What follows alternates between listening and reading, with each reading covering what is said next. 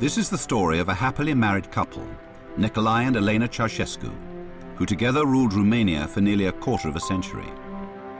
Romanians sarcastically called this socialism in one family. The concentration of power in their hands and the cult of personality which surrounded them was quite different from the other communist countries in Europe. Even the private lives of Romanians were targeted by the Ceausescus. Both contraception and abortion were banned. Any signs of rebellion or defiance were ruthlessly silenced. When communism collapsed, the Ceausescus were the only leaders to meet the fate of tyrants.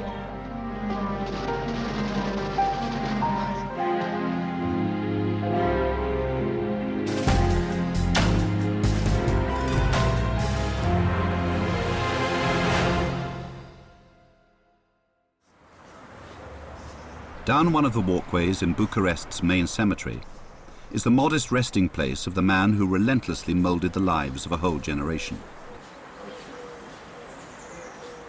In view of the hatred he inspired, it is perhaps surprising that his grave is well maintained, and that Ceausescu even inspires some respect 20 years later, for a few at least.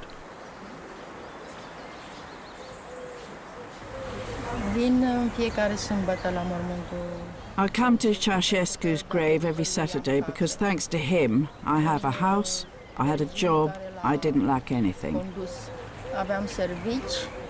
It was inconceivable that I shouldn't have food on the table. Although I raised 2 children on my own, they had all they needed.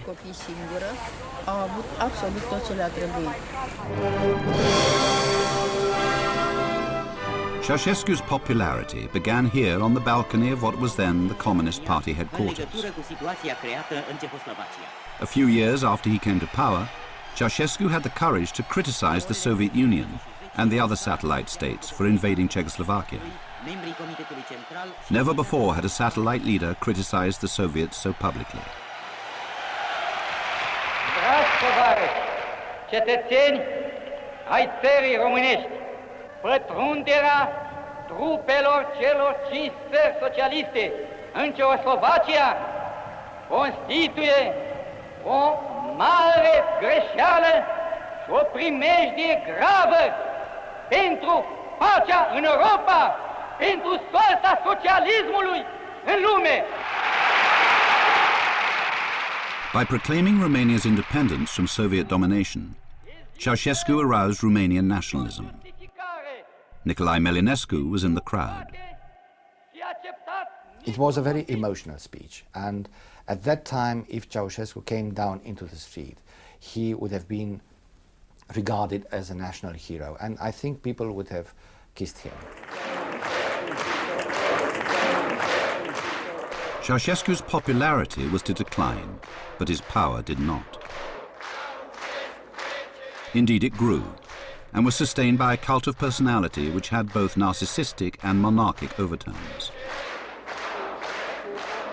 As head of state, head of the armed forces, and head of the Communist Party, Ceausescu exercised incredible power. But it was a power he shared with his wife. It was a power which was used to interfere in any aspect of a citizen's life. And that even included intruding into the home life of a senior party man like Joe Pop. He and his wife Nadia were privileged enough to have their own movie camera and projector. The Pops already had the camera when their first child was born. Her name is Indira. We'd just come from the maternity ward. These are her first days after we brought her home. She was so pretty. Her eyes were so blue and a little red mouth. Here she was less than 2 weeks old. As a party member, Joe should not have married Nadia at all. He was a communist and the son of a peasant.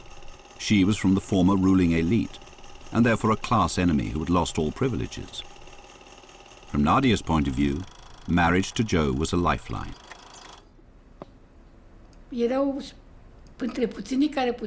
Because in those days, members of the Communist Party were the only people with a good future.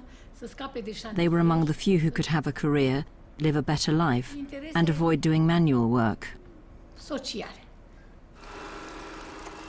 Joe and Nadia married secretly. There are no wedding pictures. Din această cauză, după ce m-am însurat și am anunțat... That's why after I got married and told them who I'd married, I had problems. V-am povestit că am fost chemat la Comitetul Central de un secretar al Comitetului. I was called to the Central Committee by a senior party figure who insulted me. M-a insultat. She asked me how I dare to marry without asking for their approval. Să mă căsătoresc fără să le cer lor consimțământul. Communists were atheists, so Joe should not have had his daughter baptized. If they'd found out at work that we baptized our girl, they'd have fired my husband. Their daughter was baptized secretly, and the celebration which followed was held away from prying eyes. Este sărbătorirea botezului. We celebrated at home because I had a high-ranking position in the party. Eu având o muncă de răspundere pe acea vreme. We couldn't celebrate publicly, for example in a restaurant or a church. Nici la restaurant, nici la biserică, nici nicăieri.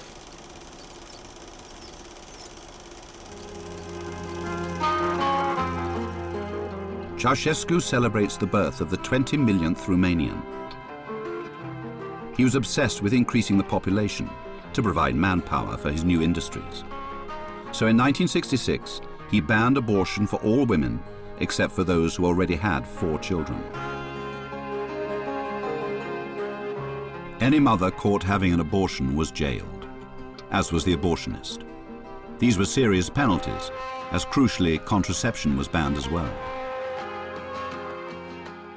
One way to stop abortion was regularly to check all females of childbearing age to see if they were pregnant. This was done in some high schools. A very unworldly Daniela Dragic remembers the first time a gynecologist examined her. We didn't really know what he wanted from us, but there were rumors going on, and we knew he was looking at a certain part of our body that no one had ever looked at before. We were scared. We were afraid of what they might say, they might write down after that kind of examination, of what they might tell our parents. We didn't even know how you got pregnant at that time. Maybe we had kissed, and maybe you could get pregnant like that. There were rumors that if you kissed, you could get pregnant. But once she learnt the facts of life, Daniela quickly learnt what a nightmare the ban on abortion and contraception was. You couldn't have fun having sex while you were afraid. Everybody was afraid, particularly the girls. The boys maybe didn't care that much. They were not the ones who would have to get an abortion, so they didn't really feel what we felt. The girls really were scared, and they were not confident at all, even when having sex, and withdrawal was the method, because we couldn't control it. For most families, and particularly for poor couples like the Niagus who already had 3 children, Ceausescu's law was terrible.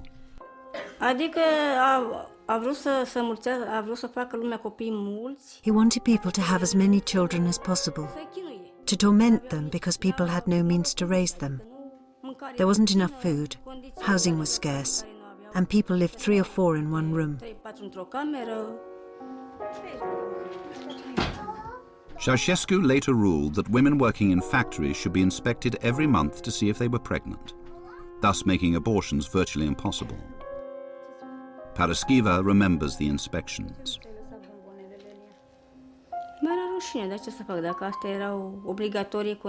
I was ashamed, but what could I do? I was ordered to get undressed. The nurses were rude, and the doctor would shout too if he didn't like how I lay on the table, if it was difficult for him to examine me.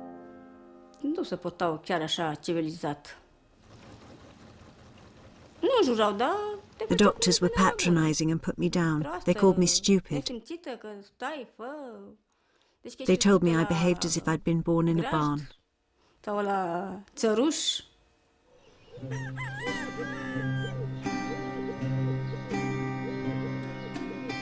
Townswomen who wanted abortions often used peasant women, and peasant women who wanted abortions often did their own. Anuta Timish carried out 3 such abortions. I used a medical instrument like an aerial made of stainless steel. Well, I put a serum for injections and a little bit of medical alcohol into the instrument, and I put it in my uterus. That was all. It took about a week, and during that week all the fluid bled out. There was some pain, of course, but it came out.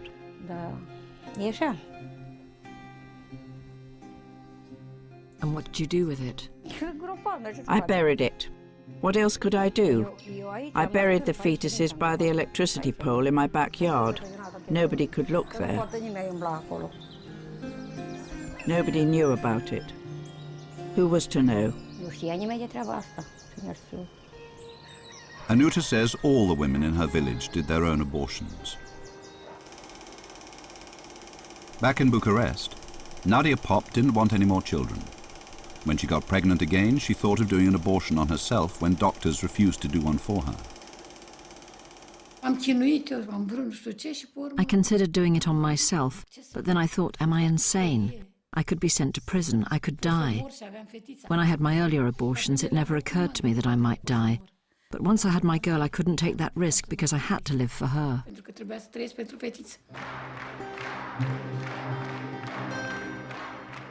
It's estimated that over 10,000 women died from botched abortions during the Ceausescu period.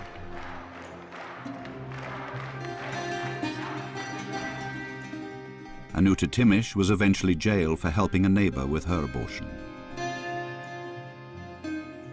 Whilst in prison, Anuta gave birth to a child which she desperately wanted to keep.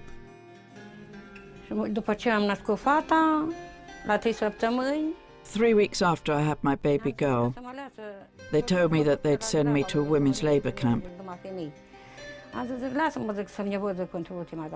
I said, let me see my baby for the last time. And very reluctantly, some policemen made that possible. So I went to see her.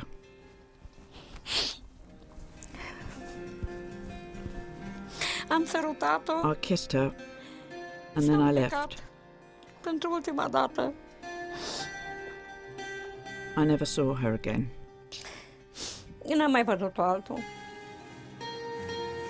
As an illegal abortionist, Anuta would have been deemed unsuitable to be a mother.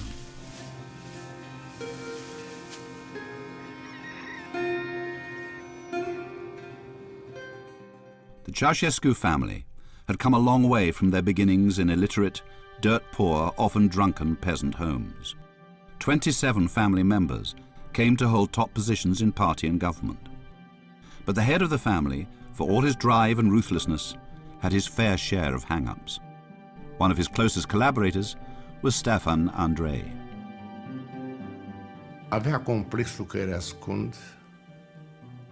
He was painfully aware that he was short, that he stuttered, that he was ugly. He didn't have any friends, and generally he was always on his guard.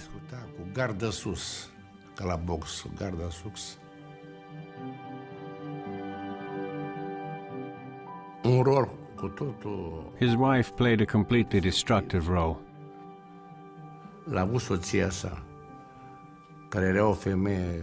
She was a mean, backward, shrewd woman who dominated him.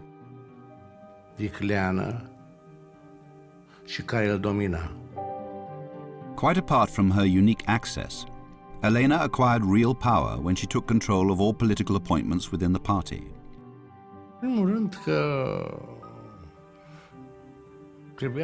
When someone was due to be named as minister, she'd say, "I don't agree," and her opinion was final. There were many instances when I talked to him, and he would tell me, make sure nobody knows, meaning she wasn't to know. Elena also used to interfere in cultural matters. One target was Stefan Andrei's wife, film star Violeta Andrei.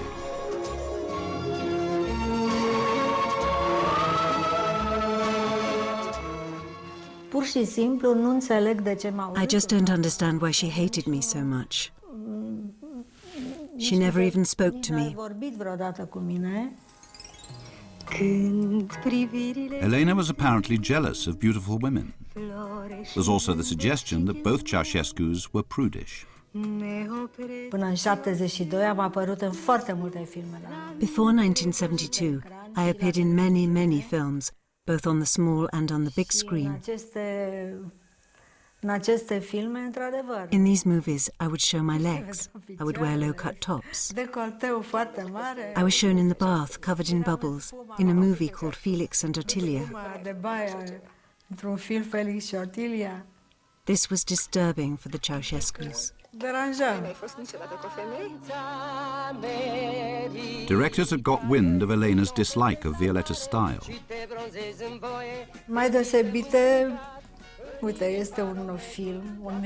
For example, I was starring in a musical, and I was wearing a very revealing bikini.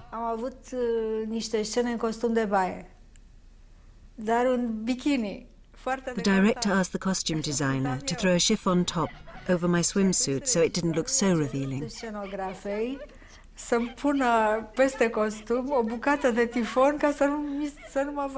He asked why I wasn't wearing a one-piece swimsuit.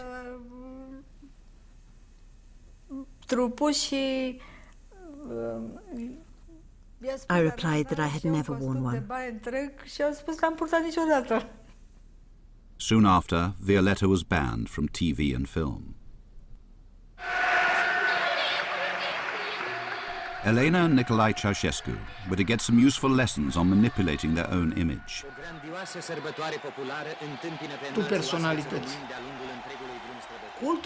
Ceausescu was inspired by the cult of personality, which was a key feature of Kim Il-sung's regime in North Korea. When I visited North Korea myself, I realized how much Ceausescu had been impressed by Kim Il-sung and the way he ran things. They were very good friends, too. De altfel erau și foarte buni amici.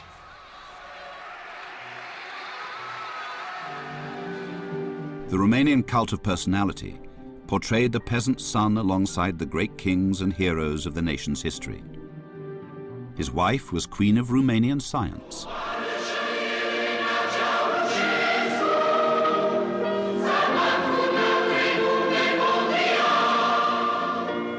Not a bad title for someone who had left school at 14 after failing nearly every subject.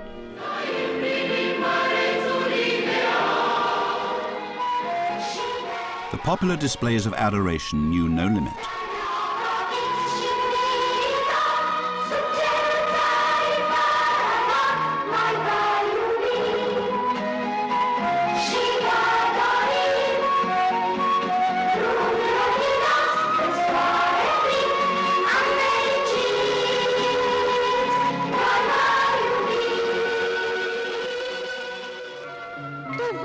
Elena Ceausescu, mândre flori vă dorim din razele iubirii, dar științei și al împlinirii ne îndrumați să fim cutezători. Iubiți părinți! Attending these displays was compulsory. 250,000 would take part in the annual Independence Day parade. One bad thing, you had to wake up very early to walk long distances to get to the gathering point and then march on in front of the leadership of the country. So that was quite unpleasant. On the other hand, it was a sort of a get-together. That was a good part because you met your friends and then get into a park or anywhere else where they had cheap beer, sausages, sandwiches for half a price that they were usually sold for in any other day. It was a sort of a popular festival. It was a huge picnic. But when Nicolae Melinescu, seen here in the studio, joined Romanian TV News, he discovered that dealing with footage of their leader was no picnic. Certain images were simply banned. And that meant, let's say, all natural things, gestures that common people do, like blinking, or like stuttering, or wiping your forehead when it was too hot. He had to speak hours and hours on end. He hated air conditioning, and he was sweating. Sometimes cameramen could not avoid getting unsuitable shots. So these pictures of Ceausescu relaxing with party cronies were really not quite right. He was never shown chewing food or drinking from a glass or a cup of water. Never. Just half the gesture now, taking the cup or the glass to his lips. On one occasion, Melinescu slipped up. We don't have the pictures, but he certainly has the memories. And the incriminated picture showed everything which shouldn't be shown under no circumstances. Ceausescu, in 2 seconds only, did everything wrong. He stuttered, he blinked, he wiped his nose, he forced his eyes, he was nervous. Something happened during those 2 seconds, and that came onto the screen. And that was disaster. I took the blame, and for about 6 months there was a cut in the salary, and I was put to do the menial jobs of the department. A tiny minority sought to criticize the leader. One Romanian cartoonist had the courage to lampoon Ceausescu's practice of having streets cleared of traffic so his motorcade would have a clear run. The tram is in the middle of the road and the policeman's saying, "Pull over to the right and don't answer back. The comrades' convoy is coming." Mihai Stănescu was even able to show this cartoon publicly. He was the only critical cartoonist allowed to exhibit his work from time to time. One occasion particularly sticks in his mind. Many were queuing to see my work and didn't dare to laugh.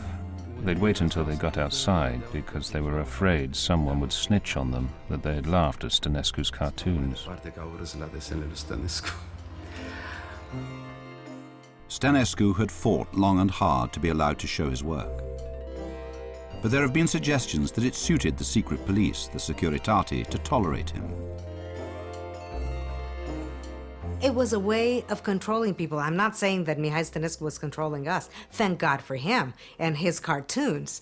But I think the system also had a way of controlling us through jokes and allowing certain things so we wouldn't just blow up. Securitate tolerance did not go as far as allowing 2 books of his cartoons to reach the shops. Yet interestingly, some of the Securitate officers kept copies for themselves. Their office was close by. From their windows they could watch him in his studio. Once they came to my studio and asked me to autograph one of my censored books.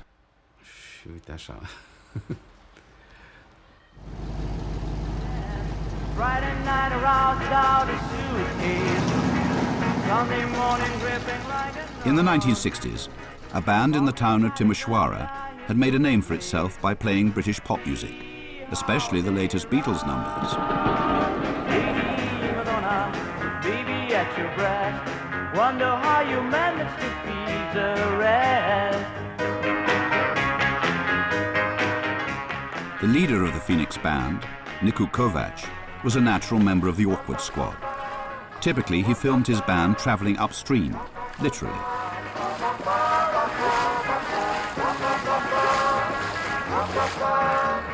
Here was his response to Ceausescu's announcement that all Romanian art may only draw on authentic national folklore. From now on, we were only allowed to sing in Romanian. Our response was, "You want folklore? You'll have folklore."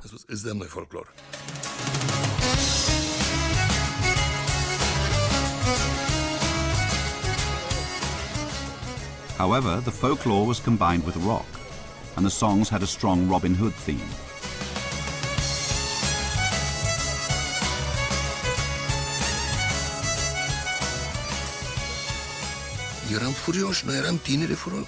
We were angry young men, and rock music was our way of expressing our feelings.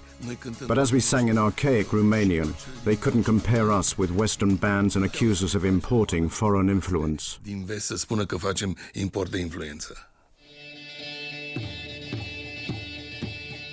Normally, the police would confiscate the ID of any teenager with long hair and only return it when he got his hair cut. But Nicu found a way round this.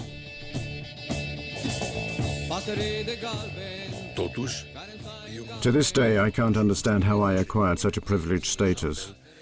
When my band members had their IDs confiscated, I used to intervene. I'd go to the police station and have a row with the cops.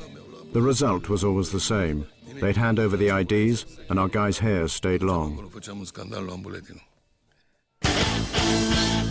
Kovac seemed to enjoy some sort of protection from higher up, but it didn't last.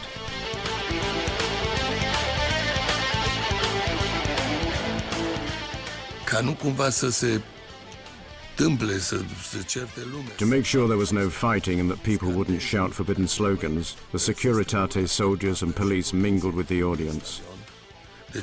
There were policemen with dogs outside the stadium as well. All this intimidated the audience and ensured that they showed their appreciation only by applauding.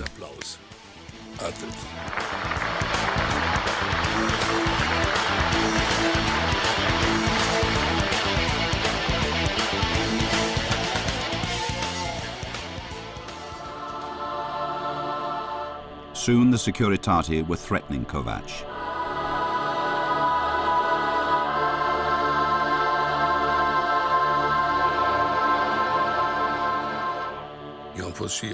I was warned, you're in great danger, because it was so easy to end up in a madhouse tied to a bed, with them saying he was taking drugs.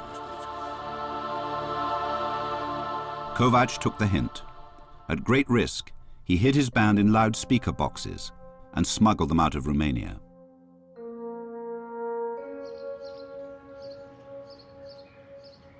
Vasily Paraschiv, a working-class man from the town of Ploiești, was one of the very few who challenged Ceausescu openly.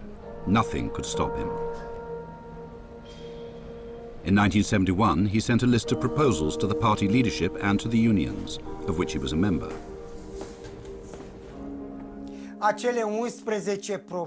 Those 11 proposals stipulated precisely the democratic rights and freedoms that are enjoyed today by the Romanian trade unions. The response of the Securitate was a series of beatings in secluded places, like this forest near his home.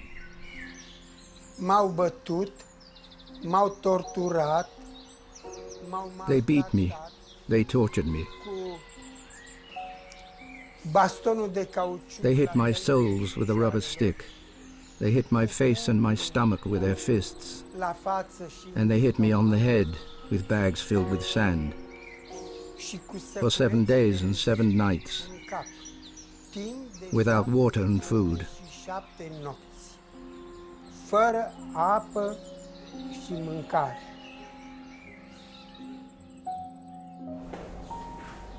This didn't stop Paraschiv fighting for union rights. After being attacked again, this time on the staircase outside his flat, he got himself photographed immediately afterwards. But the worst thing that happened to him was being put in psychiatric hospitals 3 times, even though he was perfectly sane. Ceausescu la Timișoara a spus că numai un nebun poate. Ceausescu had declared that only a madman could disagree with the grand achievements of socialism.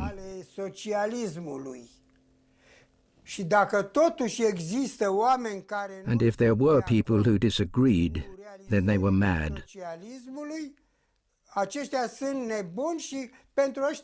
And the straitjacket was awaiting them.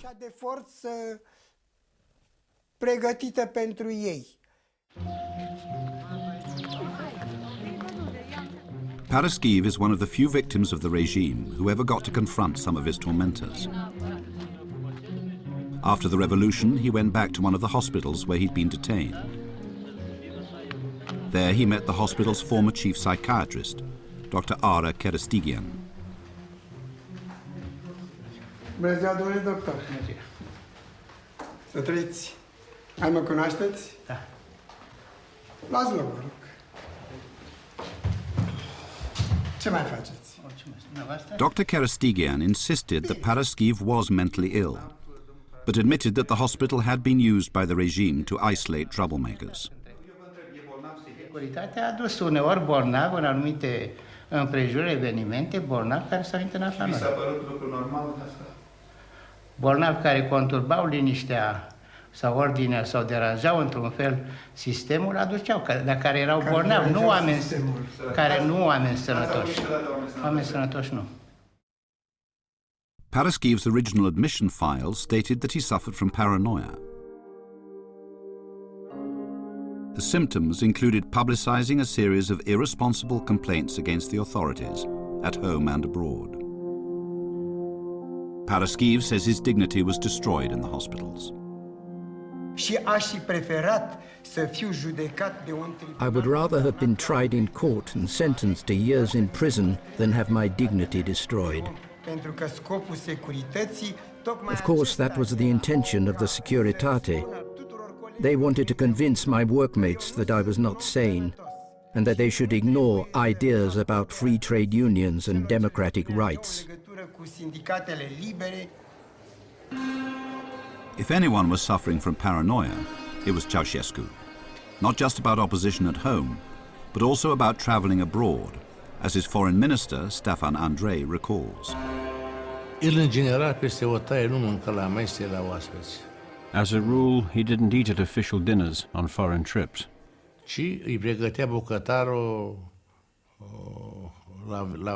He had his meals at the embassy, prepared by his own cook.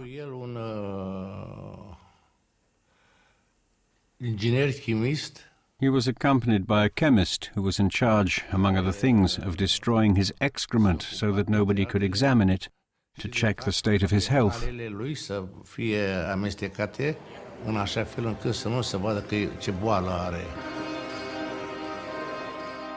Colonel Dmitry Berlan at the Securitate was Ceausescu's chief bodyguard. În vizitele respective, dădea mâna cu cineva. If during a visit he'd shake hands with a foreigner,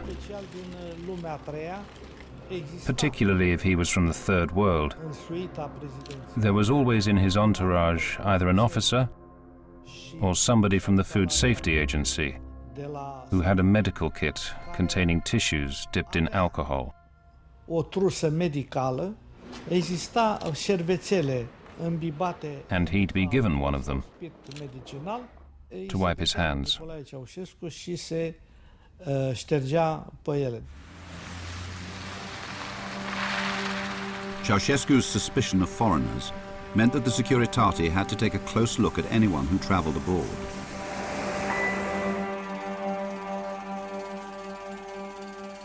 As senior party member Joe Pop discovered after he returned from an official trip to New York.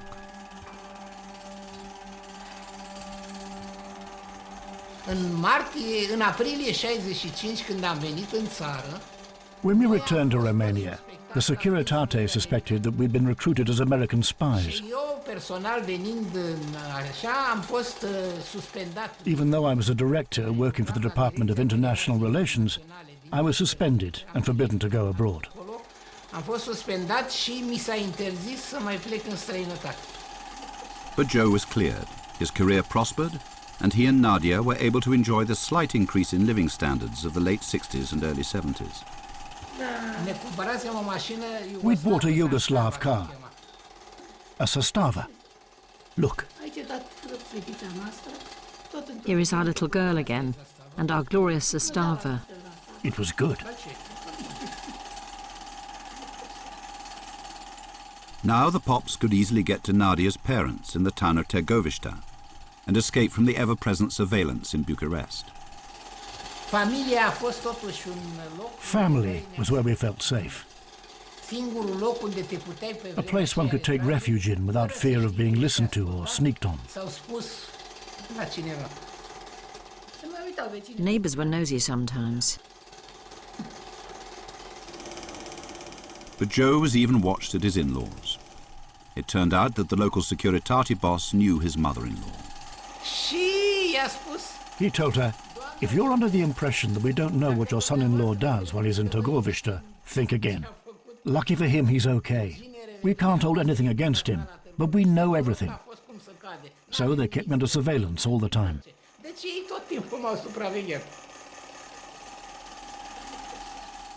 Well, actually, the Pops did find some escape from being watched, at the seaside. It wasn't crowded. It's one of the most beautiful places that I've ever been to. We had so much freedom for the children. It wasn't luxury as in other places, but it was very pleasant.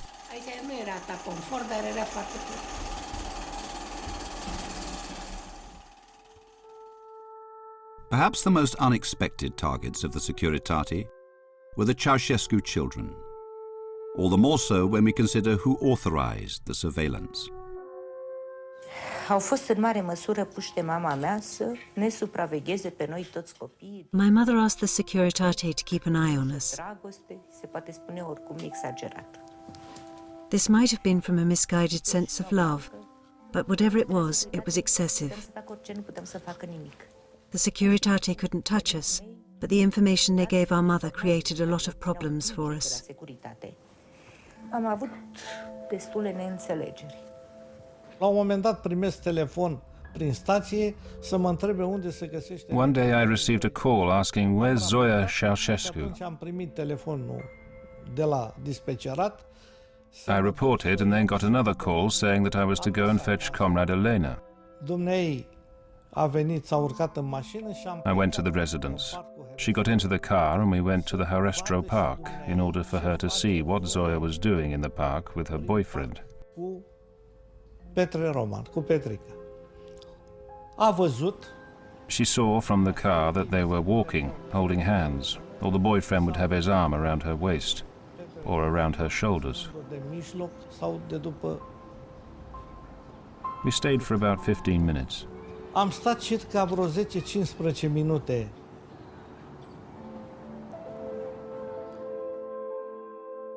Elena was to force Zoya to end two of her relationships. The Securitate kept close tabs on son Nicu as well. Elena and Nicolae did not approve of the hedonistic lifestyle Nicu enjoyed with his sweetheart, Donca Mizil. In their determination to stop them marrying, Nicolae even broke his own law.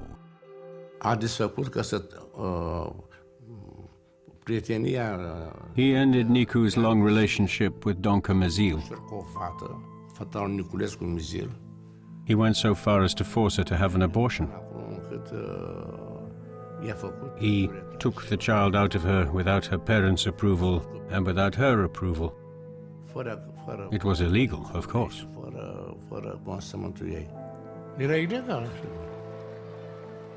Nicolae and Elena wanted Nicu to go into politics and lined up a budding youth leader for him, Poliana Cristescu. Nicu married her very reluctantly. După ce a semnat Nicu certificatul de căsătorie, after he signed the marriage certificate, Nicu said to Poliana, "Now go and live with my mother." Ce acum stai cu mama. She should shag you because she chose you. Că ea te-a ales. Few ordinary people could escape the endless surveillance and interference. But Daniela Dragic did manage to create something like an alternative life. After she and her husband were sacked for refusing to translate some government propaganda, she set up a kindergarten. I had this private English teaching kindergarten in my own apartment. I could make a living. I could do what I wanted. I spoke English with the kids. I lived in a different world. I created a world that was different. Daniela even organized a birthday party for one of the kindergarten children in the spacious house of a foreign diplomat. She was breaking all the rules. For Romanians, contact with foreign embassy staff or going to their homes was strictly forbidden. Most people, let's say, survived communism by listening to Radio Free Europe, by having an underground abortion provision network. We would sit together in the kitchen most often, drinking beer, eating sunflower seeds, and talking against the government. And that helped us, you know, exercise, maybe in a way, ourselves, and survive communism and even laugh about it. Ăsta a fost sifonul.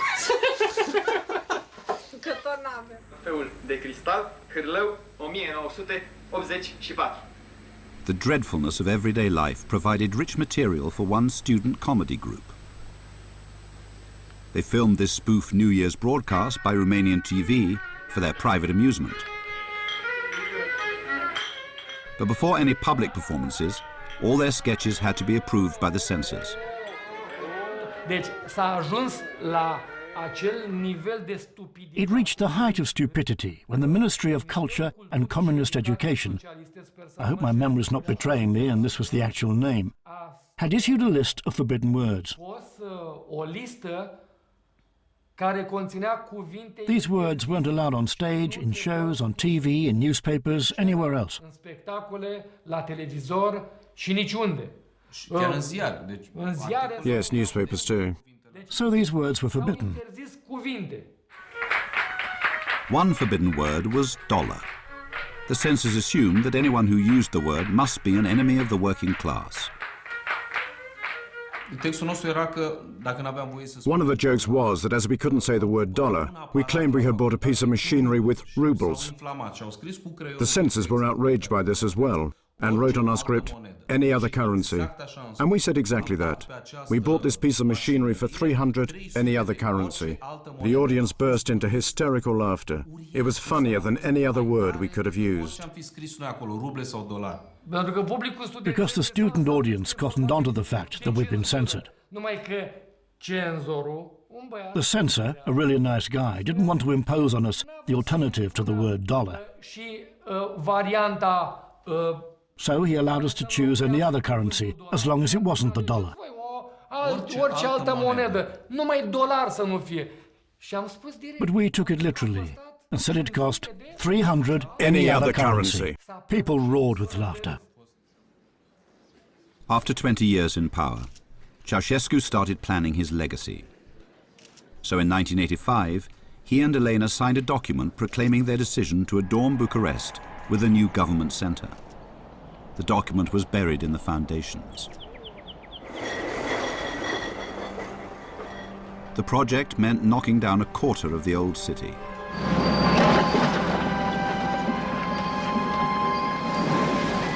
"40,000 homes were demolished.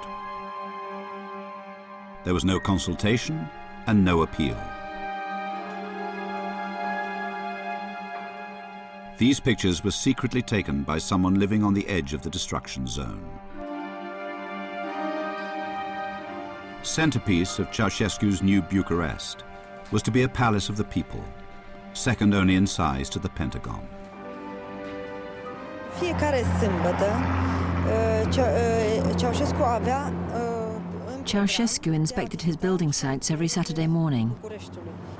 Adică îl interesa absolut tot ce era șantier și ceea ce începuse să se construiască. Preparing for these visits was quite exhausting. He had enormous vitality. No detail was too insignificant. He required a precise explanation about everything we did. He was very abrupt. For the construction workers, this was exhausting and dangerous. One worker had to disguise his identity when he spoke to an undercover Western reporter while Ceausescu was still in power. Reggel 7-től este 7-ig kellett dolgozni. Őrülten nagy munkanormát adtak. Amikor a napi munkadagot nem dolgoztuk le, ott látottak minket, és tovább kellett dolgozni, addig, amíg be nem fejeztük. Az én századomból 6 hónap alatt 13 ember halt meg. 2 felakasztotta magát, a többi üzemi baleset következtében halt meg.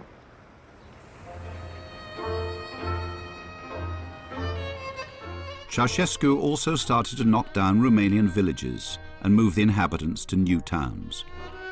This would both clear more land for agriculture and tighten his stranglehold on the peasants.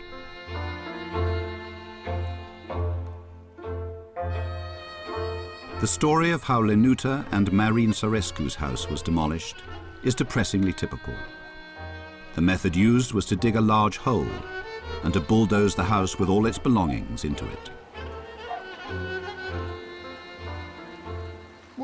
We took anything we could grab quickly. Did you resist? If we had, they'd have taken us to the militia station and beaten us. Some resisted, and they got beaten up, so people just shut up.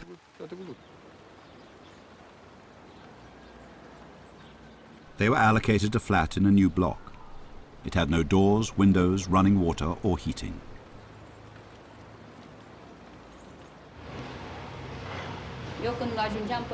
When I reached the stairs, my knees were shaking, coming from a beautiful house to these ruins.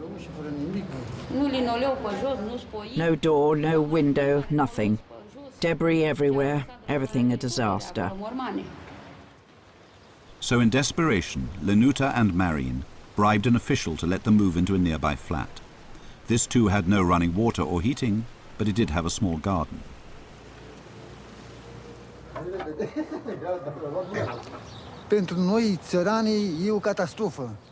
For us peasants, it was a catastrophe.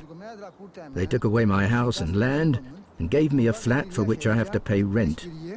I've got no money to pay the rent, no way to make a living.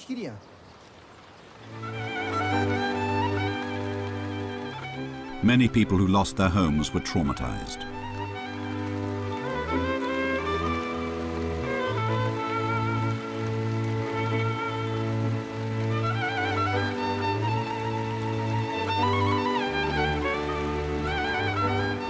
At the same time as thousands were losing their homes, the regime of shortages that Ceausescu was inflicting on his subjects was making him more and more unpopular.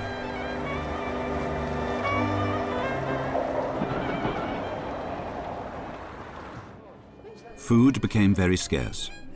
Ceausescu was exporting Romanian food to pay off the country's huge foreign debts. Pig's trotters were known as patriots, as they were the only parts of the pig which didn't leave the country.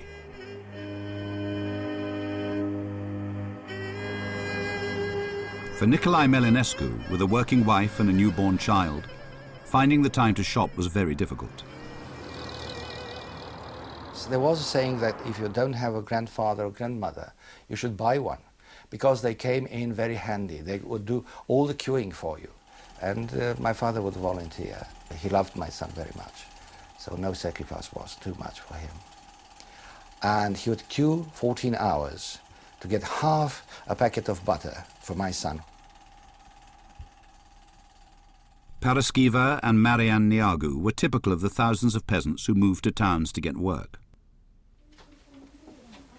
For them, the shortages were an even bigger problem because they didn't have a residence permit. This meant they weren't eligible for food coupons. If somebody offered me meat, some lard or chicken's legs and throats, I never refused. Even colleagues at work gave me food because they knew I had 3 children and I had nothing to feed them. Because they had no residence permit, they weren't eligible for a government flat either. They had to rent privately this leaking shack which had no bathroom or lavatory. For heating and cooking, they used an improvised electric stove. But during the 1980s, there were more and more power cuts.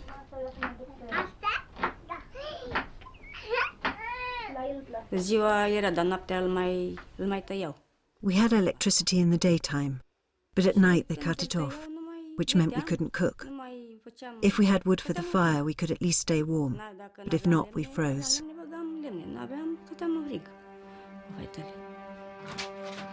The increasing number of daytime cuts made the house even colder.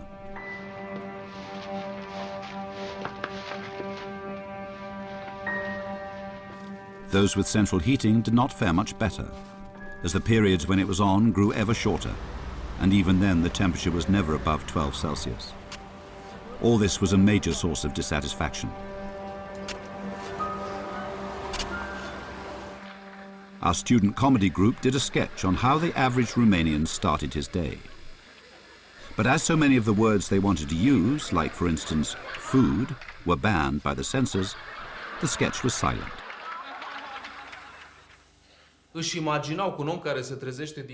A man wakes up in the morning, goes to have a shower, and tries to turn on the taps. Of course, there was one. No matter how hard you tried to turn it on, nothing would ever come out, because it was the hot water tap, and there was no hot water at that time. On the other hand, the cold water tap got larger and larger. I wanted to make a comparison between how big the tap was and how little water was coming out, because even cold water was rationed at the time.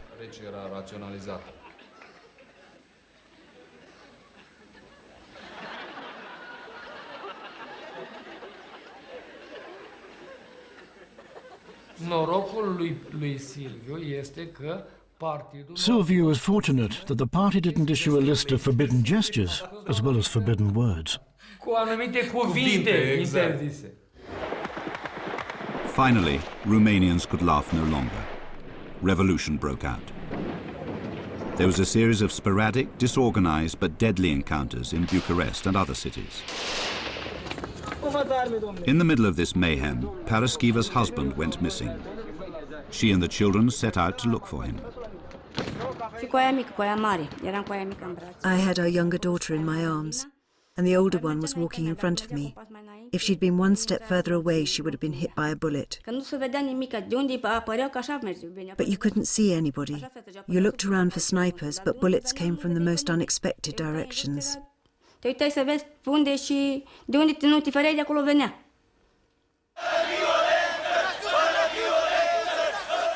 But the revolution got a decisive boost when the army changed sides. The Ceausescus were captured.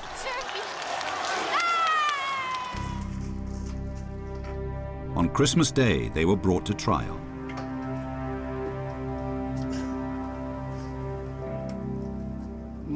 He took his hat off and smoothed his hair down. I couldn't recognize him. He was looking around, frightened. Paratrooper Ionel Boiru first took the Ceausescus to this room for a medical examination.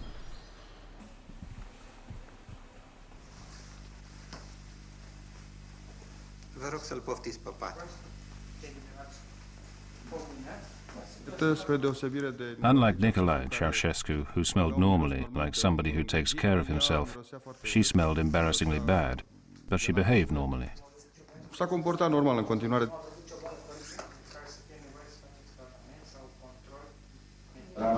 During the trial, there was considerable concern that forces sympathetic to the old regime might try and rescue the Ceausescus. I was in the courtroom and under orders to execute them if that happened, even at the risk of shooting other people.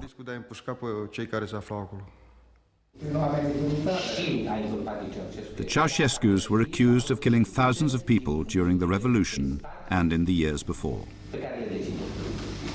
Crimă prin înfometare, prin lipsă de căldură, prin lipsă de lumină.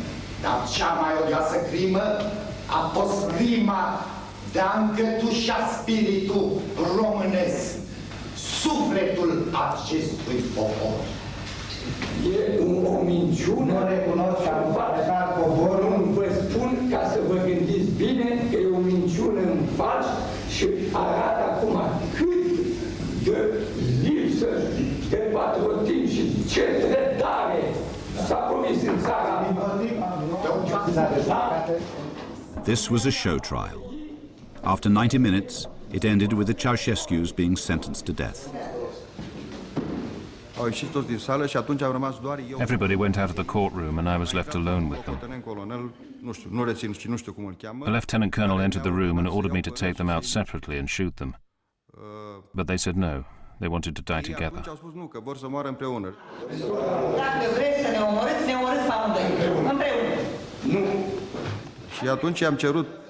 Then I asked the officers to grant them their last wish, to be shot together.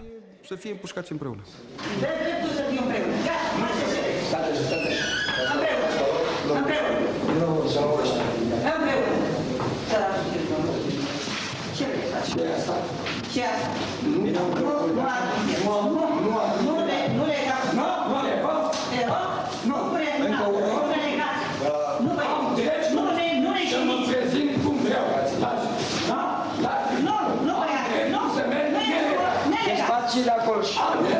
Nu e voie să te legați. Nu, nu legați. De acolo.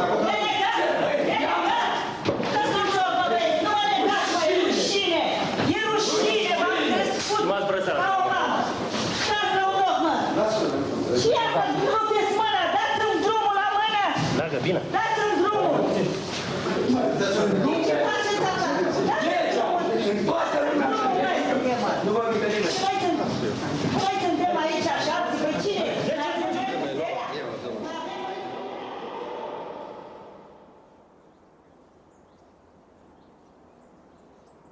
Le-am ordonat colegilor mei să ne deplasăm în jur de 6 pași. I ordered my men to set their machine guns on automatic fire to make sure we wouldn't miss. La foc automat, ca nu cumva să ratăm tragerea. I fired 29 cartridges in 3 rounds. The first one hit Nicolae in the knees, and the second in his chest. And the third round hit Elena Ceausescu. Următoarea rafală a fost asupra Elenei Ceausescu.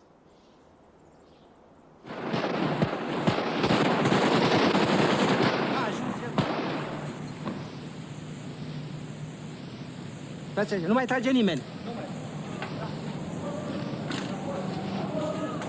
Because the 2 paratroopers with him panicked and were slow to open fire, Boiru believes it was his shots which killed Nicolae and Elena.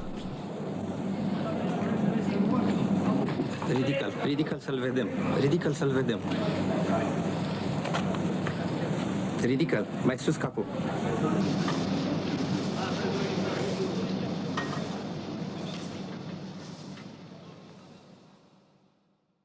Eu zic că el și-a... He got exactly what he deserved. ceea ce trebuia să primească. I still think that. Rămân la această părere și acum. The Ceausescu's death, like their life, was a spectacle. The men who had taken over needed to show that they were now in charge.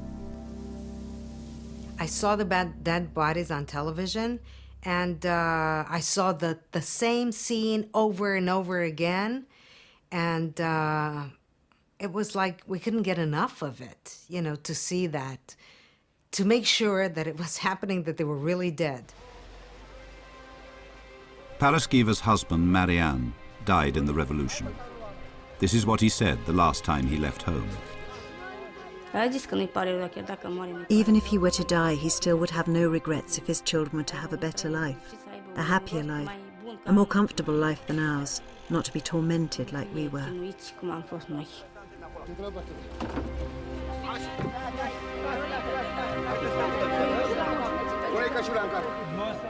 Altogether, some 1,140 people were killed and over 3,000 injured during the revolution.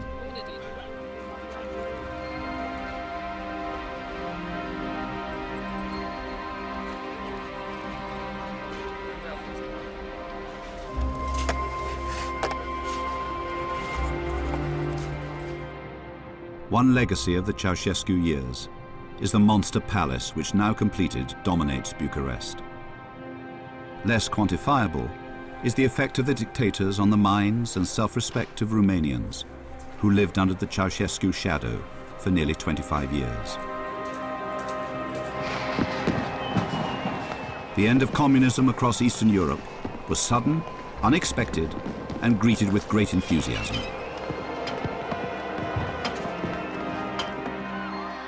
But what has replaced it has not always been universally welcomed. As Karl Marx, the founder of communism, once said, men make their own history, but they do not make it as they choose. You can see all 3 parts of The Lost World of Communism on BBC iPlayer.